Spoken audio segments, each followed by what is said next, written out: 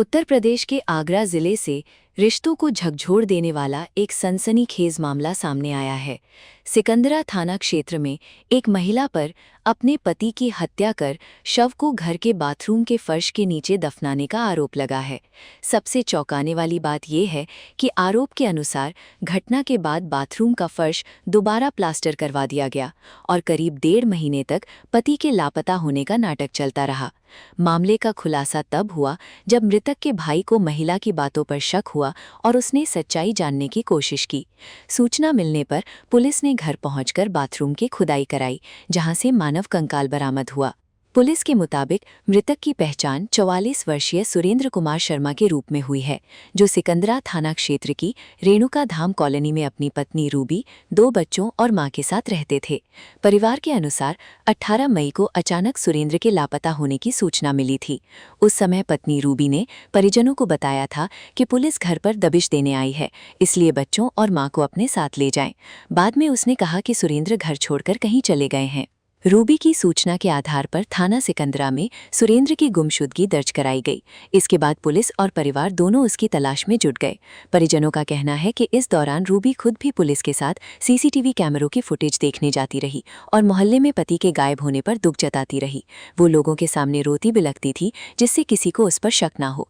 लेकिन समय बीतने के साथ उसके बयान बदलते रहे और हर बार अलग अलग कहानी सामने आने लगी।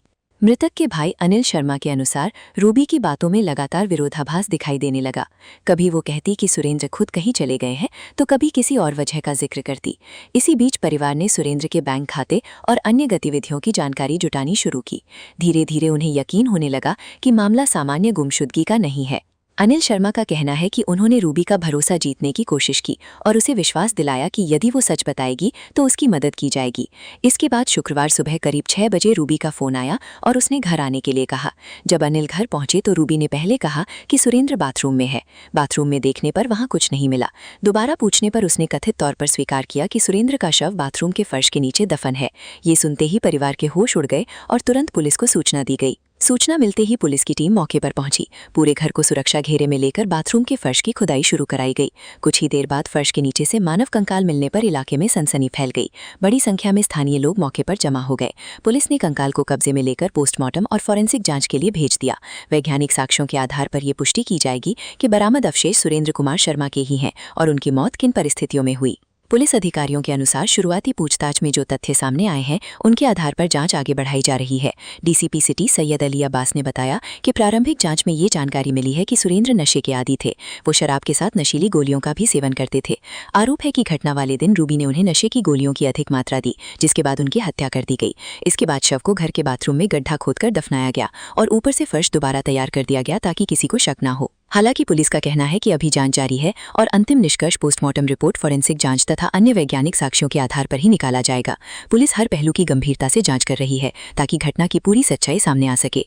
फिलहाल आरोपी पत्नी रूबी को हिरासत में लेकर उससे गहन पूछताछ की जा रही है। जांच एजेंसियां ये भी पता लगाने का प्रयास कर रही हैं कि इस कथित वारदात में किसी अन्य व्यक्ति की भी भूमिका थी या नहीं। यदि किसी और की संलिप्तता सामने आती है तो उसके खिलाफ भी कानूनी कार्रवाई की जाएगी। इस घटना ने पूरे इलाके में सनसनी फैला दी है। लोग इस बात से हैरान हैं कि जिस घर में परिवार के सदस्य सामान्य जीवन जी रहे थे, उसी घर के बाथरूम के नीचे कथित तौर पर शव दफन था और किसी को इसकी भनक तक नहीं लगी। पड़ोसियों का कहना है कि उन्हें कभी अंदाजा नहीं हुआ कि घर के भीतर इतना बड़ा राज छिपा हो सकता है। अब सबकी नज़र पुलिस जांच और फॉरेंसिक रिपोर्ट पर टिकी है। यही रिपोर्ट तय करेगी कि हत्या किस तरह हुई, मौत का वास्तविक कारण क्या था और इस पूरे मामले में किन किन लोगों की भूमिका रही। फिलहाल पुलिस तकनीकी और वैज्ञानिक साक्ष्य जुटाकर मामले की हर कड़ी को जोड़ने में लगी हुई है।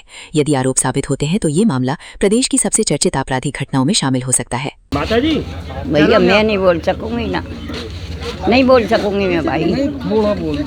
नहीं बोल बता दिया है ना, पहले बहू ने बता दी भाई मेरे को। अच्छा अम्मा, ये जो बराबर में मर्डर हुआ है और ये निकला, इसके बारे में ये बताते हैं कि आपस में लड़ाई होती थी पति पत्नी की। अब भैया पहले होती लड़ाई, अब हम तो 4 महीने पीछे आए बाकू, तो हमें दिल्ली थे जाकू आए हम 27 तारीख को बाकू। 3 तारीख होते ना वो, अरे कौन सी तारीख, 25 से बाद में।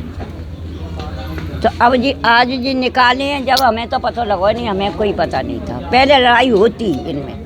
क्यों लड़ाई क्यों होती थी? वो पी का खाएगा, फिर लड़ाई करते और काय को करे। मतलब क्या? दारू पी तो ना।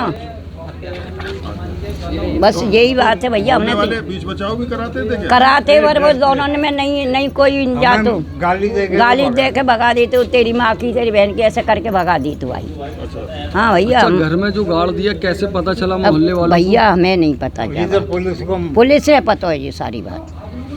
को? आपको कैसे जानकारी हुई? हमारे को जानकारी जब पुलिस आई है तो हमें तो जानकारी, जब भैया जाके बहन भांजी सब आई है जब।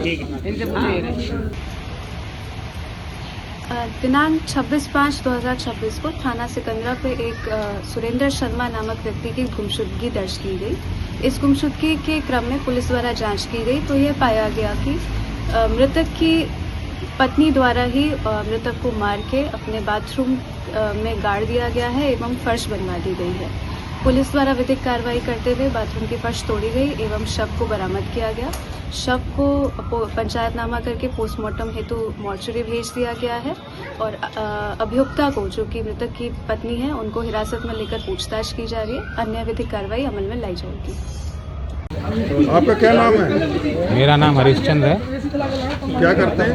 मेरा शटरिंग का काम है। अच्छा, ये जो सुरेंद्र शर्मा थे ये आपके पड़ोसी थे? हाँ जी, पड़ोसी थे। मेरा ये सामने वाला मकान मेरा था, ये इधर वाला ये उनका सुरेंद्र जी का, तो पड़ोसी थे।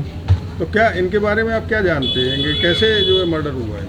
अब इनका तो देखो, हम बताएं कि मैडम थी इनकी, उनके साथ में रहती थी, आपस में दोनों में कलेशबाजी होती थी। बीच बचाव के लिए जाते थे तो ये साफ मना कर देते कि हमारे मियाँ बीवी का मामला है, हमारे बीच में आप ना बोलें, आप अपने अपने घर जाएँ। तो इसलिए कॉलोनी वाला कोई भी बीच में जाता नहीं था, रोज़ कलेश आए दिन होता रहता था इनके यहाँ पे। उसके बाद में कुछ दिन के बाद में ऐसा था कि इनकी मैडम ने बोला कि मेरे हस्बैंड मुझसे लड़कर चले गए हैं कहीं बाहर, तो ढूंढने के लिए कई जगह पे लापता के उनके पोस्टर वगैरह भी लगवाए थे उन्होंने। अब वो आज के दिन पुलिस जब आई सूचना पर, तो उसको हमें जब पता चला कि कोई वारदात हो गई है। कोई झगड़ा जो होता था, क्या वजह होती थी, क्यों झगड़ा होता था? अब उनके हस्बैंड दारू वगैरह पीते थे, तो उसमें कोई घर क्लैश जो होते हैं वो बातें में हो जाता था, उसी चक्कर में उनका लड़ाई झगड़ा होता रहता था। बाहरी व्यक्तियों का भी प्रवेश होता था या कोई बाहर? नहीं, बाहर का कोई व्यक्ति नहीं आता था। अच्छा, पत्नी के अलावा कोई और भी था जिसमें जिस समय जो हत्या करी, दफन किया गया था, तो पत्नी के साथ कोई और भी था या पत्नी अकेली ने हत्या करी? देखो, इस बारे में वैसे हमें जानकारी नहीं है, लेकिन यहाँ कोई नहीं आता था और उनके पति और उनके जो घर वाले हैं केवल वही आते थे, बाकी कोई नहीं आता था।